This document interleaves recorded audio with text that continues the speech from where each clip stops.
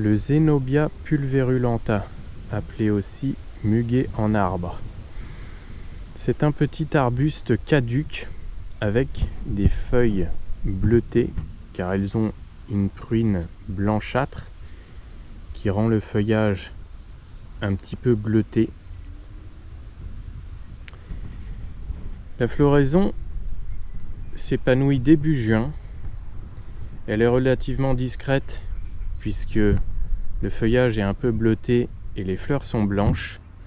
Les fleurs rappellent énormément le muguet.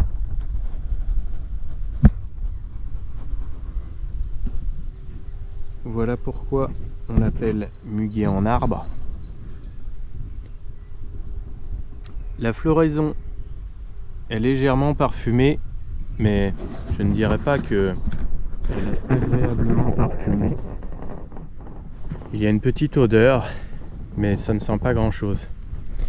Alors c'est un petit arbuste qui n'est vraiment pas répandu. Le feuillage est assez sympa à utiliser avec des arbustes à feuilles vraiment vert foncé. Éventuellement on peut l'associer avec des plants de terre de bruyère car c'est une plante qui préfère les sols acides. Alors on peut l'associer avec camélia, rhododendron, etc.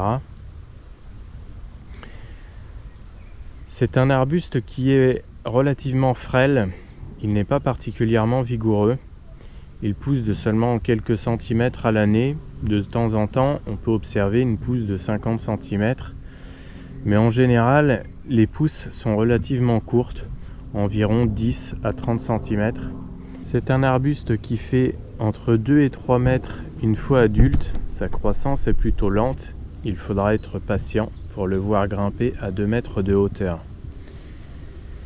La floraison n'est pas particulièrement durable. Elle dure environ 2 à 3 semaines. Ensuite, il faudra attendre l'année suivante.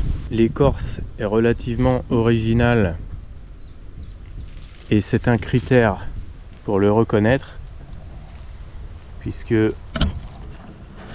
on voit des marques blanches sur une écorce plutôt brune, rousse.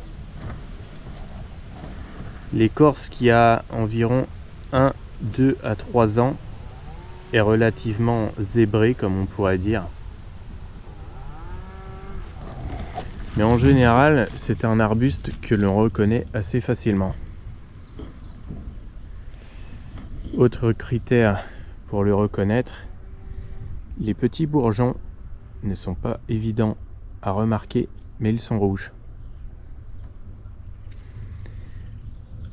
C'est une plante relativement solide dans le sens où s'il est bien exposé, alors c'est une plante qui préfère la lumière, pas forcément le plein soleil, mais on évitera l'ombre dense car c'est un feuillage bleuté et les feuillages bleutés préfèrent toujours la lumière.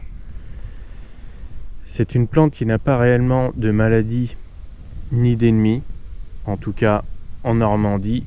Et il n'y a rien de particulier de connu sur cette plante. On n'a pas trop le choix au niveau des cultivars puisque c'est la seule plante connue et commercialisée jusqu'à présent.